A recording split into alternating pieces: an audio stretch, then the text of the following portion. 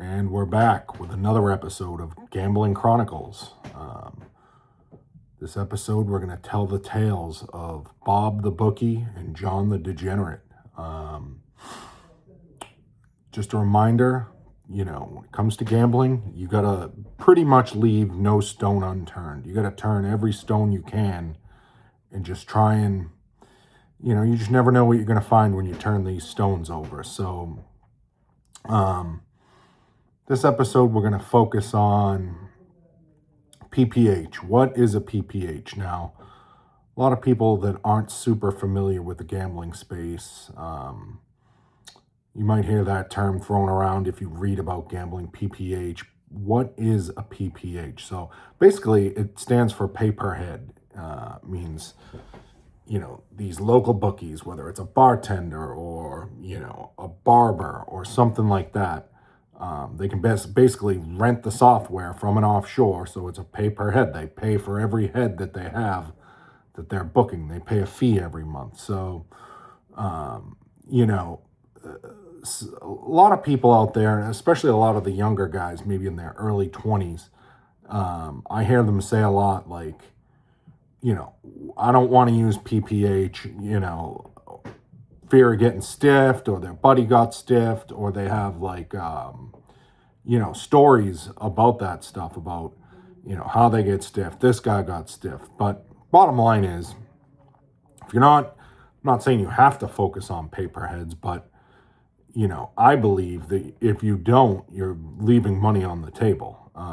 Unless you have something else on lockdown that's like, just, you're just nuking it, and you're making shitloads of money.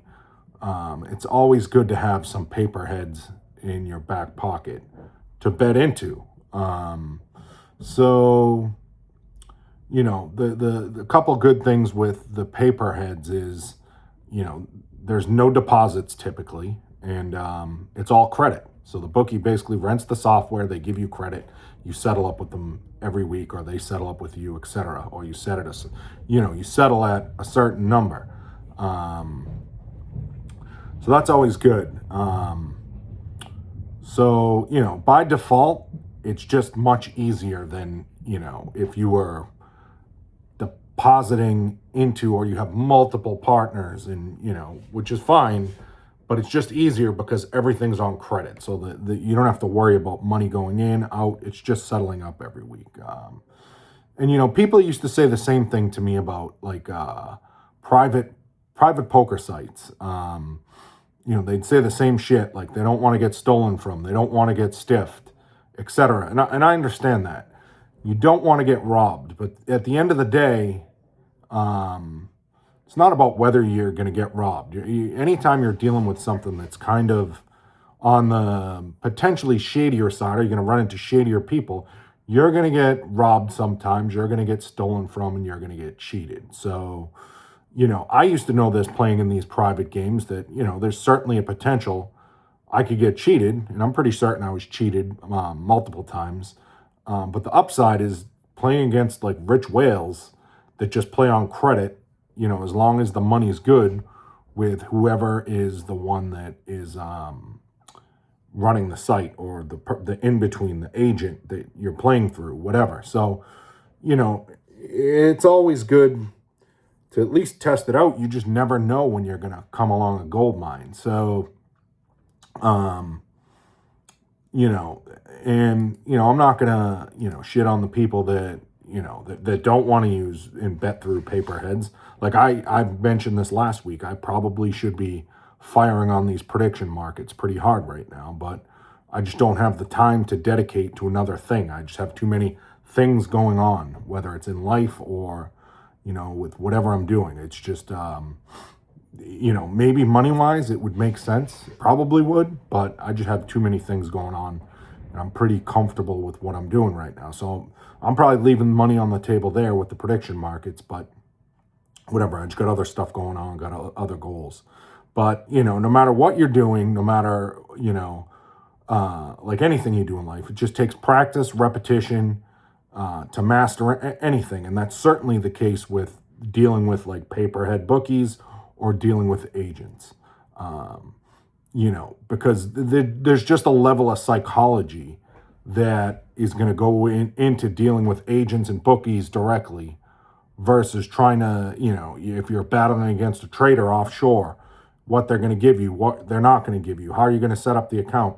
Little of that cat and mouse game can go on with paper heads, but I believe it's more about the psychology of dealing with agents and dealing with bookies directly. And there's a lot that goes into that. So before we dive in here, just a reminder, most paperhead bookies are the ultimate scum. And if it's not most, a good portion of local bookies, PPH, they're just the ultimate scum on the earth. They're the absolute low of the low.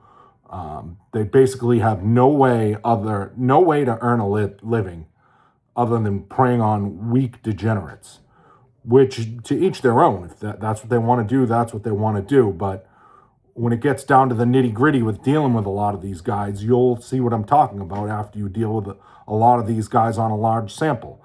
They're just most of them, not all of them. Bob the bookie, who we're going to talk about today, absolute class act, but you're going to run into your share of the absolute worst of the worst people when you start dealing with paper heads. That's where the psychology aspect comes in, and knowing when to keep your temper cool, what to do, how to get paid, etc. There's just so much how to respond, how to talk with people, how to text with people. But most of these guys, they just failed at everything they've done in life, and this is all they know how to do. So when they get wrecked, they cry that you cheated. They play tough guy, even though most of these guys are like the biggest pussies you'll ever meet. But, when they get wrecked, they cry and they just play tough guy. And they go through stretches, some of these guys, for years where they just don't lose because they just have the worst customers and the best customers for them, but the absolute worst gamblers going through them. So when they run into a guy like me, they just don't know how to handle the variance of losing from a mental standpoint, and they'll go on mental tilt. Like, it's similar to like profitable gamblers who tilt bet when they lose, or poker players when they just go on tilt and they start playing more hands of poker, or some profitable gamblers who just chase. But yeah, anyhow, like the paperhead bookies, I've been threatened like with violence or death, or they say they're going to kill me over a half a dozen times, easily. I mentioned this on another podcast. Like I got called once in the middle of the night. Accidentally had my ringer on, had the phone in my bedroom, which I don't leave in there anymore. And, I thought this must be a fucking emergency. And it was just some shitbag bookie trying to flex like their power over me over a dispute I had with the agent, where I'm pretty sure I was in the right there, but I was giving the agent shit, and then they just decided to call me at like midnight or something. So I guess it wasn't middle of the night, but for me, I'd already been asleep for a little while. So, these guys are just the ultimate scum. Most of them. Some of them are gentlemen, are really good, but like any industry, when you're dealing with something that's unregulated, these guys just think they can do whatever the fuck they want. So I got a story from, a good friend of mine who just won like 10K over a series of weeks, maybe 4 weeks, let's say. He won 10,000. This just happened like a month ago, 3 weeks ago maybe, and he lost 12,000 back the following week. So now he's down 2K, and then he won 10K the following week. He goes and he meets this guy, and when he goes and meets this bookie, the guy meets him in the city, and the guy basically told him, like, if you try to collect this money or contact me again, like, I'm going to kill everybody in your family right in front of you. Mentioned all their names. All this over $10,000. Now, is something going to happen here?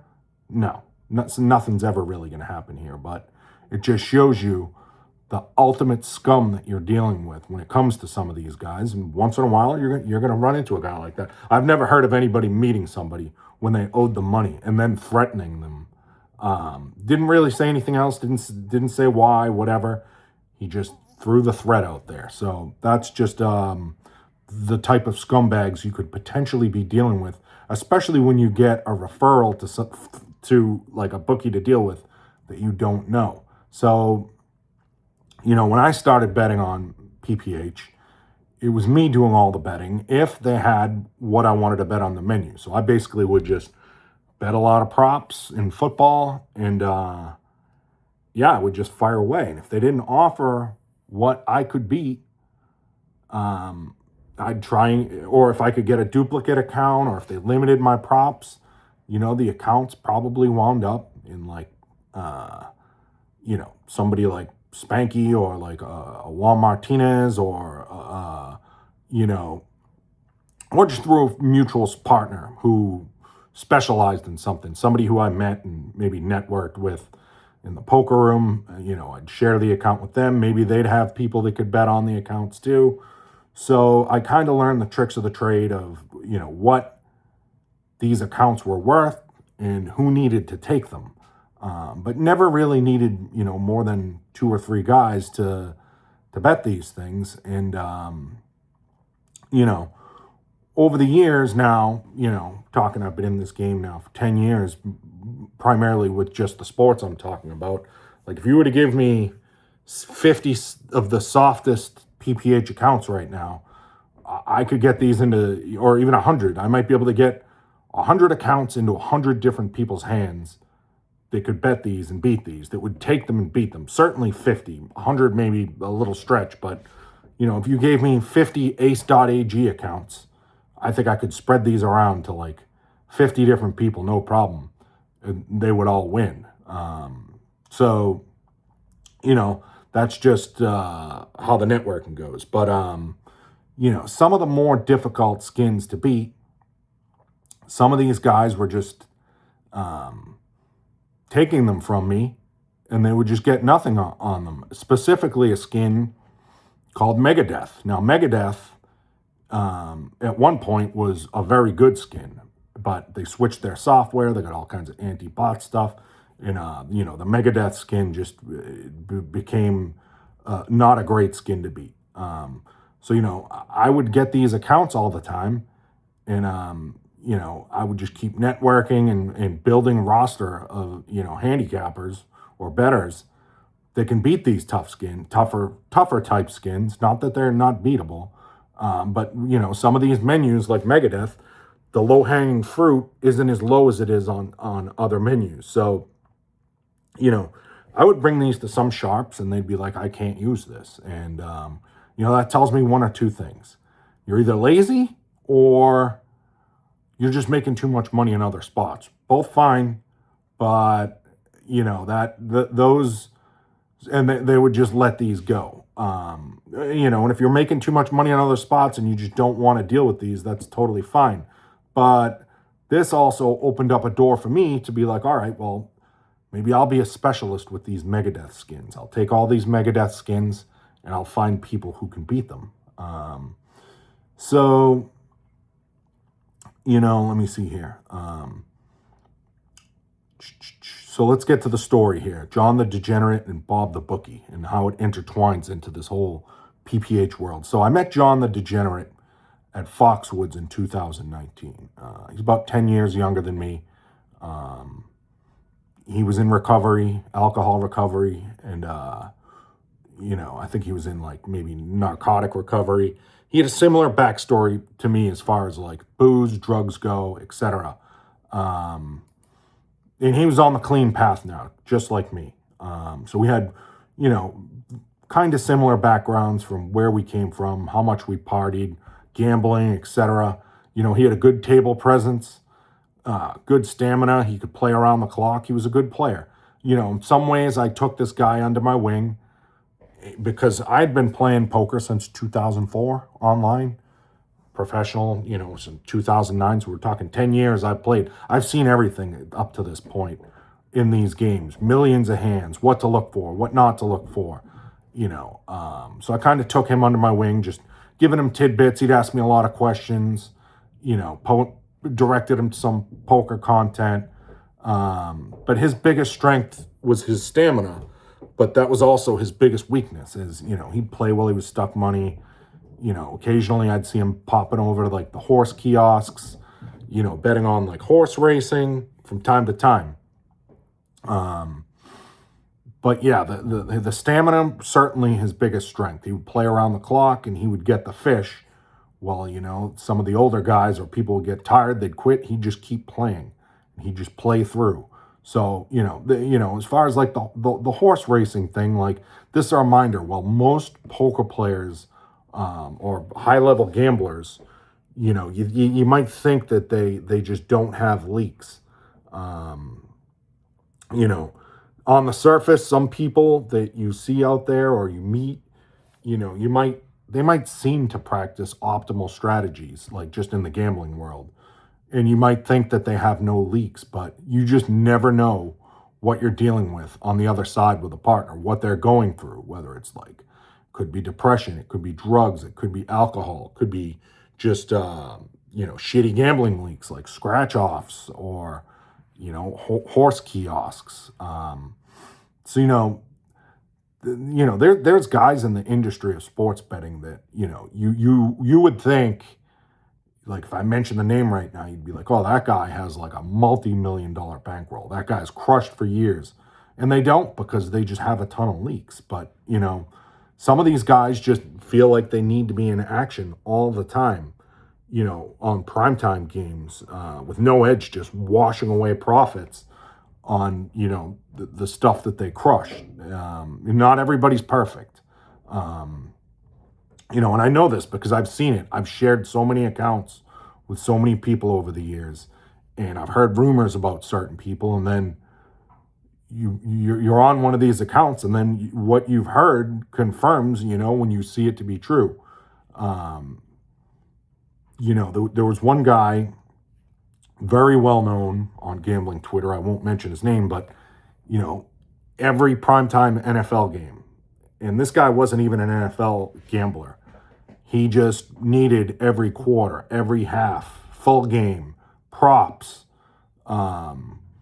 and if I shared accounts with this guy where we're betting against the bookies, I would just let him, I would just let it go, because if I'm sharing an account with him, typically I have more than one, and it looks, it looked decent into the accounts. As an overall scheme. So anyhow, John was on a heater right now.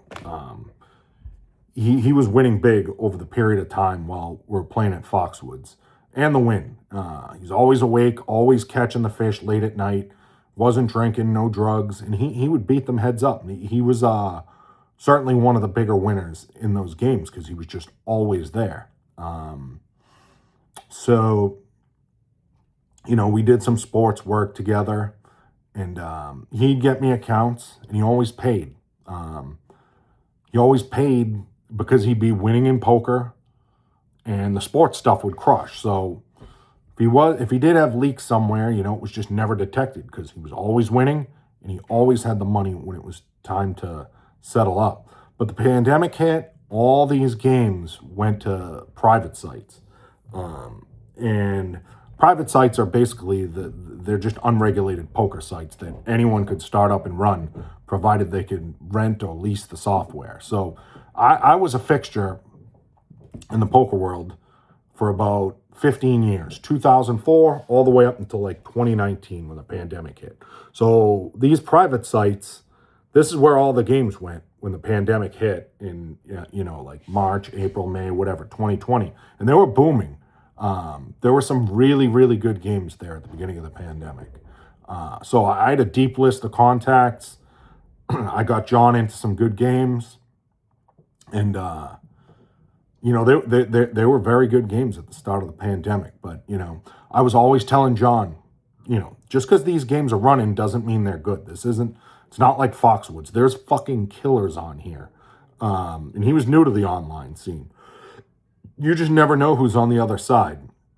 I think I pointed out to him, like, that's Sean Deeb you're playing against three-handed. And he's like, well, I didn't think he was that good. But, Sean Deeb, very good cash player, obviously. One of the best tournament players in the world, and cash players in the world too. So I knew who all the limit hold'em superstars were. Stay away from him. Stay away from him. These are Euro guys. These guys are probably running software. So I would tell him who a lot of these guys were, and that probably saved him a ton of money. But, I basically let him know one day all this stuff is going to go away. You're going to be fighting against bots, AI, etc., which eventually happened. So first 12 months from the pandemic, maybe 12 to 16 months. I mean, John probably took 150 to 200,000 out of these games. Easily 150 to 200,000 he won in these games. And he was always paid by the agent of that I knew on the site. So, we're still doing sports together at the time. And the guy who was the agent just said to me, "Hey, your buddy John's getting crushed. Like, he's been getting crushed, not winning. These games are pretty shit now." And I think we're talking now we're in the fall of 2021. My sole focus is on sports. I'm buried into that. And, after all was said and done, John had a balance between the poker guy and me with the sports stuff that's winning, because he's still bringing me accounts of about 50,000.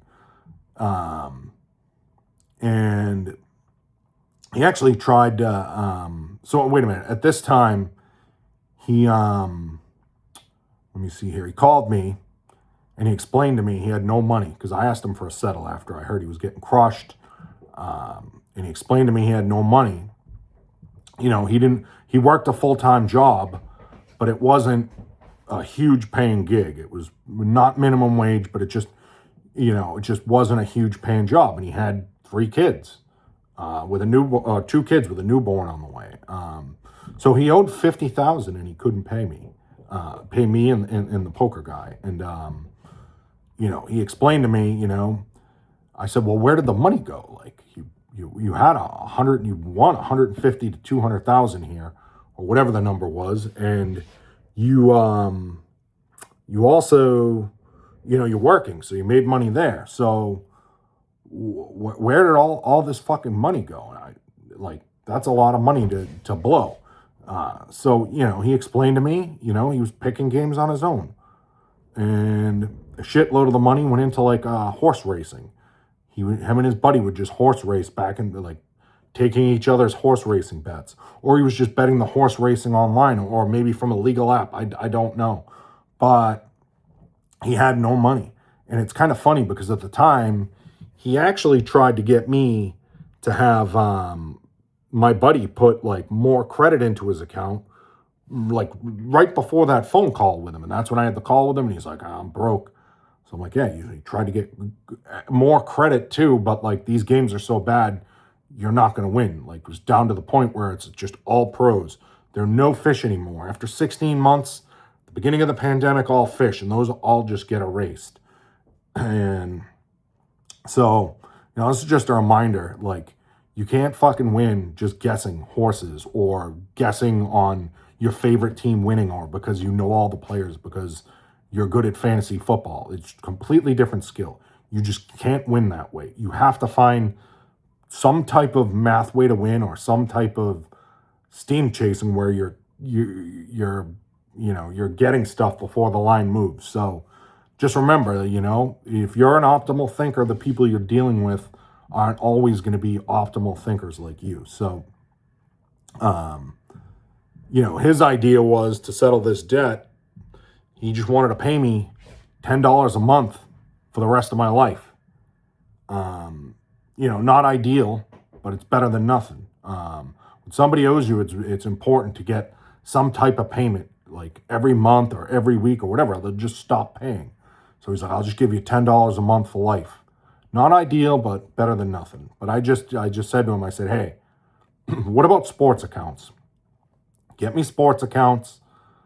I'll bet them, and I'll give you some type of free roll off it." And he said he'd try.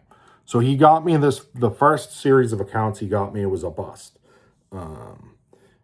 Got me these accounts. I got a few, 3 duplicates, We had a few people on these. I paid 10,000. Then won 20,000. They didn't, and then they just ghosted me for like 4 days. The agent just kept shoving in like, "Hey man, you're gonna get paid. Don't worry. They said everything's cool." And then, all week, everything, it's good, it's good, it's good. Then I get a call from like the head guy who basically told me he was gonna send people after me if I tried to collect, or he'd send people to pay me a visit. And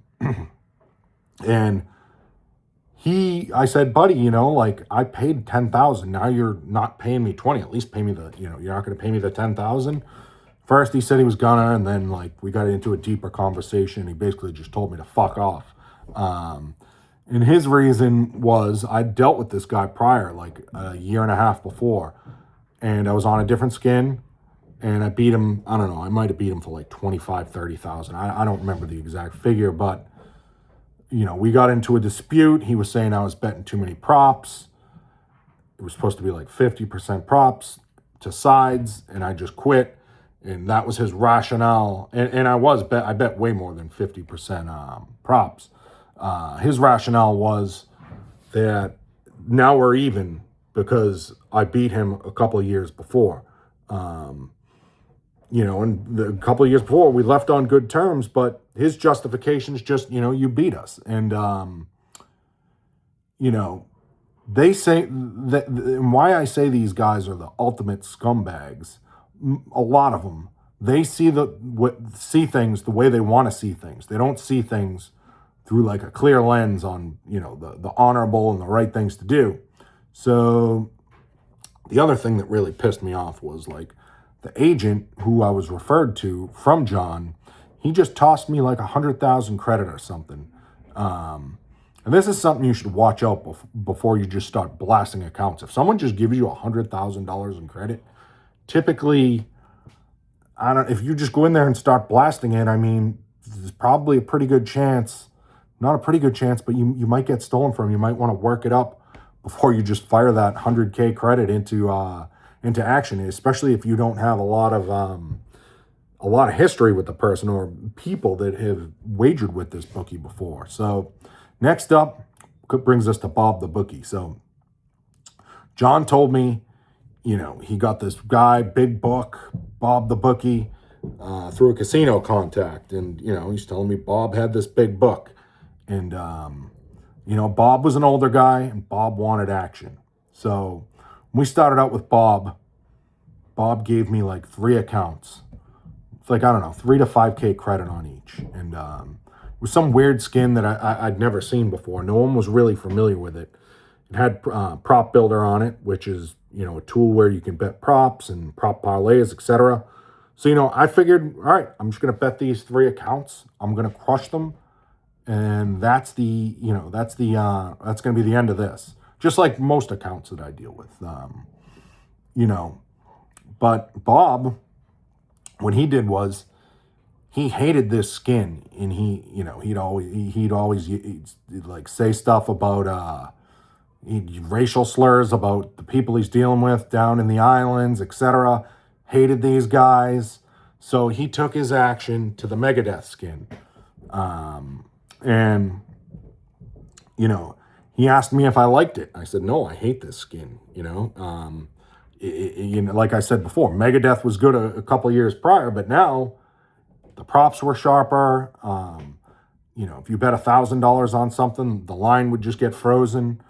They'd take the game down and see if the market moved. So it just wasn't a great skin to bet on. But, I tried to suggest to him, like, go on this skin like ace.ag or go on TD Sports.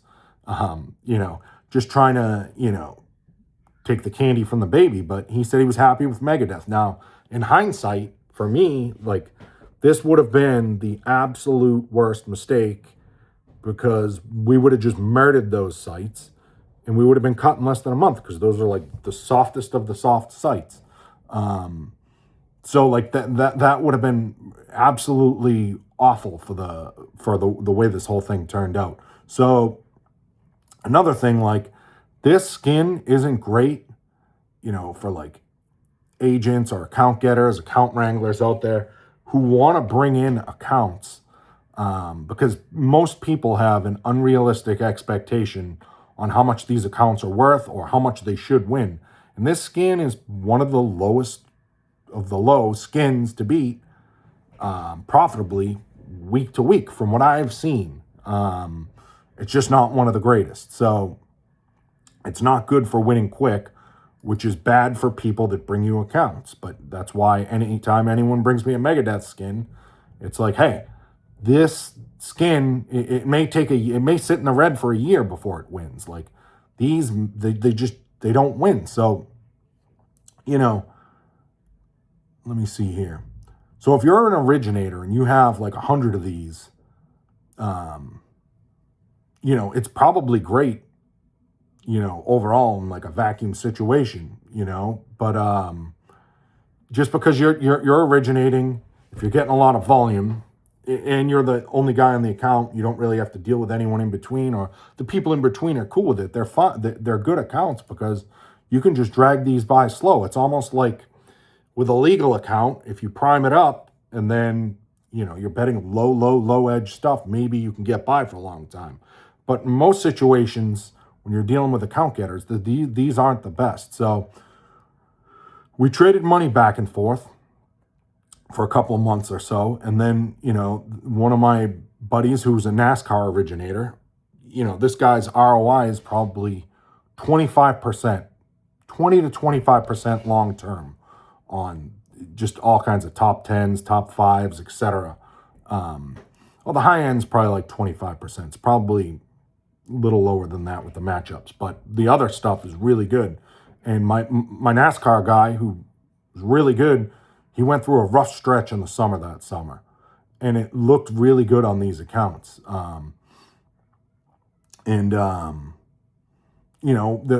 We had some random baseball and soccer going through, and the stuff just wasn't doing good. It was like breaking even or losing every week, breaking even, losing, breaking even, losing. The NASCAR gets crushed. And it's kind of funny because I was betting a lot of this stuff at a local DraftKings at the same time, and like they offered like huge limits on whatever you wanted at the time, and we took advantage of that. So, after trading money back and forth for a while with Bob the Bookie here, by accident, he charged back a payment that went out to one of my buddies on a payment app, and he charged it back. And I was fucking furious. Like, I'm thinking, like, this guy's going to fucking screw us. Like, he's going to fucking he's trying to scam us. He charged this back. But I kept my cool. I sent him a couple of texts, and, he just said his reasoning was, he's like, oh, I didn't remember sending that. It looked weird on like the bank statement. It got flagged for fraud. I just thought it was like a fraud transaction. I didn't put two and two together. So, he made things right, but it's also a reminder in scenarios like these, just keep your cool, because just think about it. Like, there's more damage that can happen by overreacting than what can potentially come to be. So, I kept my cool. I might have given him a little shit, but I didn't go overboard. And then, all this stuff had been losing. And then, Bob asked me, do you have any other friends that like to gamble? And, he's just thinking that, these guys are losing. They're putting in a lot of action in the summer, typically when most people aren't betting, or most fish are losing in the summer. So, I told Bob the same thing that I've told Books in the past, and that's, yes, I have friends who like to gamble, okay? They're going to try to win. They read a lot of books on gambling, okay? That's what they do. They read books on sports betting. They read books on gambling. They're going to try to beat you. I tell them most of these guys come from poker. I'm telling them the truth, and they're going to try the best strategies to win. Bob, just like a couple of other guys I've dealt with in the past, bring it on. Offered as many accounts. I'll give you as many accounts as you want to bet into. Now, the problem here is like some sports bettors that I was friends with at the time, they just didn't want these. Some did. So I just kept networking. I'd listen to all these sports podcasts, If someone seemed sharp, they'd maybe get a DM from me, just a cold DM. Hey, do you want to partner up? I got this account, that account. And, before you know it, I had 15 to 20 guys betting on Megadeth with like credit lines of like 15 to 30K per account. And they were all betting, for the most part, unique stuff. So, you got 15 to 20 different guys betting all different stuff, not crushing exactly, but it's just dragging along slowly. And, so it kind of blended in. And for this guy to be taking on this kind of action, must have had like a massive book. So me, myself, I would just bet props at post, where I probably had a slight edge. Some of them probably had good edge, but like, I would just bet props at post with lines that I already moved days before. And, right probably to the point where they're probably barely bettable, maybe a little bit of room, maybe no room. Because it's hard to tell what that exact line is. But anyhow, the first year, me betting this stuff, the first fall, I think I got wrecked. And just betting at post.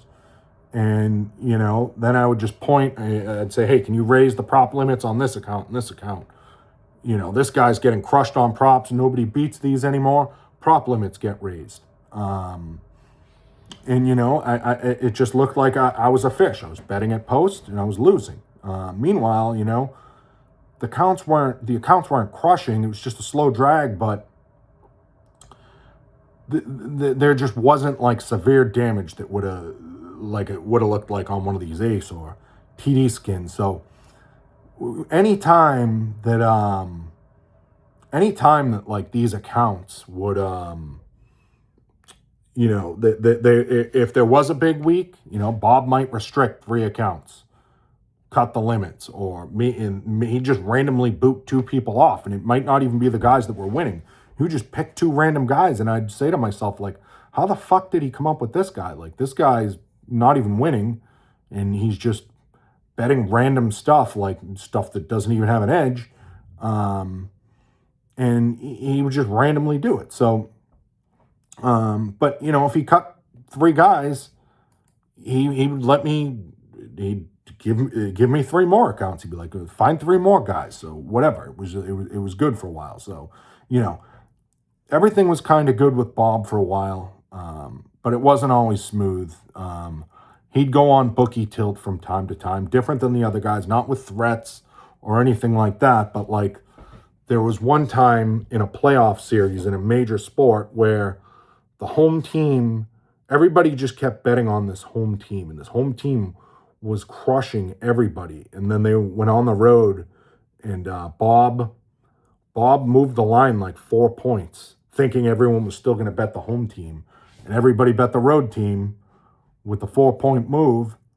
And the road and now the road team that was at home now absolutely murdered the home team that everyone was betting on.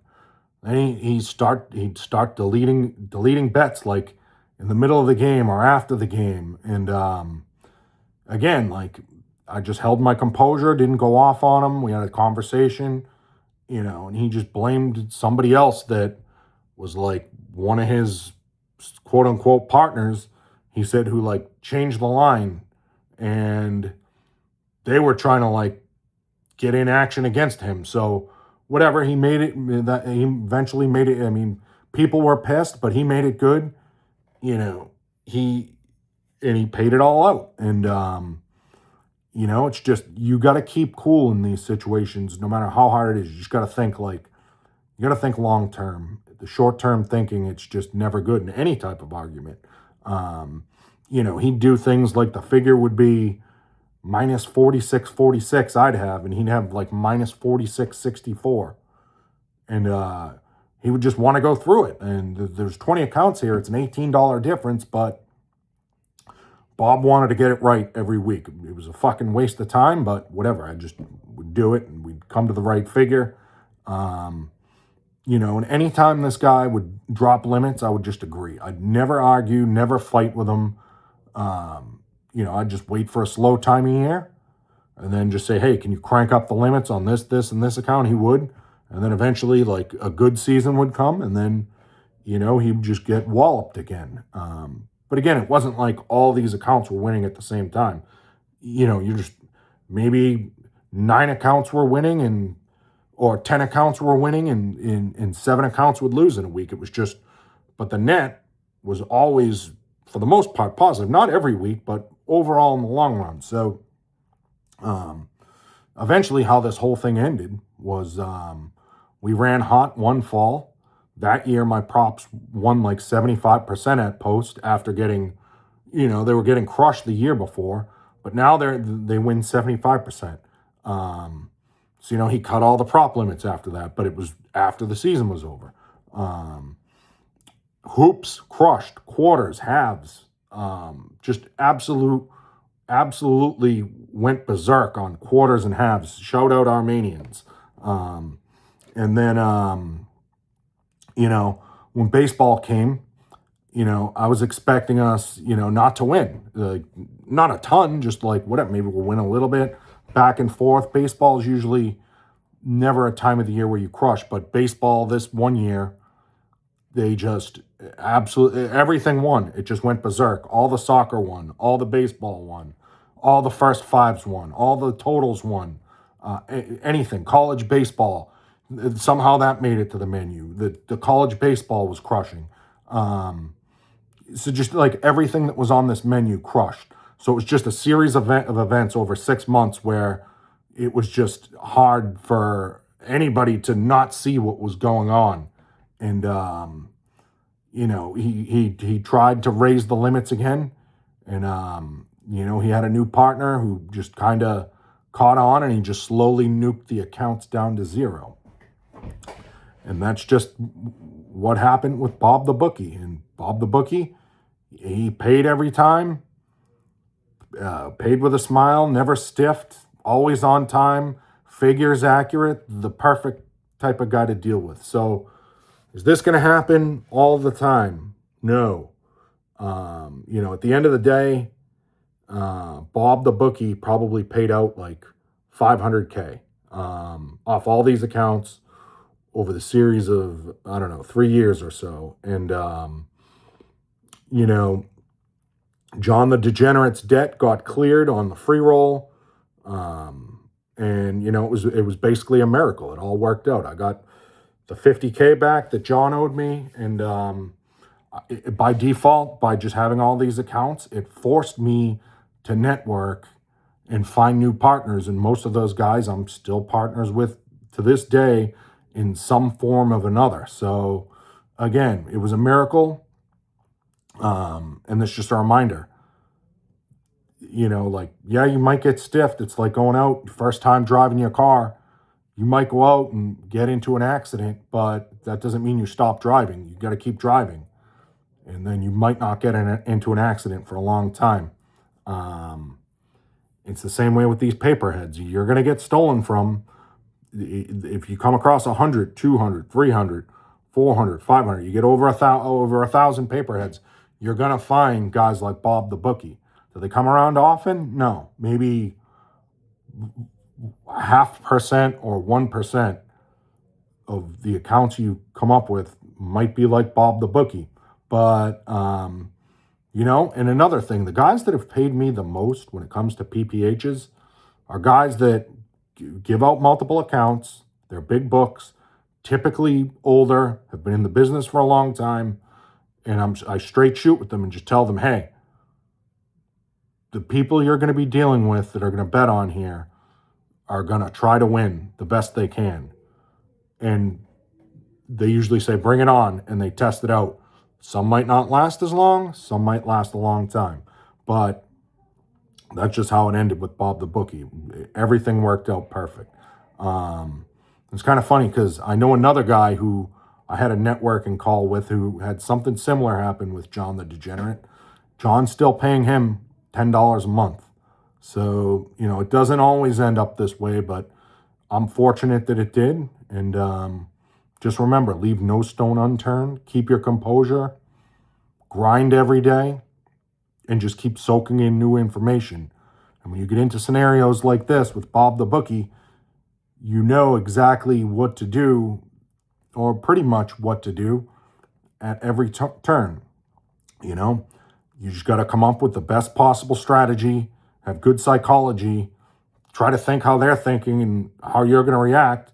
And that's how you prolong things to maybe go 6 months, a year, even if they go 6 weeks. I mean, I don't know what the average life of a PPH is, but for somebody sharp, it's probably less than 6 weeks. But 3 years with these limits, an absolute dream. So that's it for this version of Chronicles. Have a good weekend.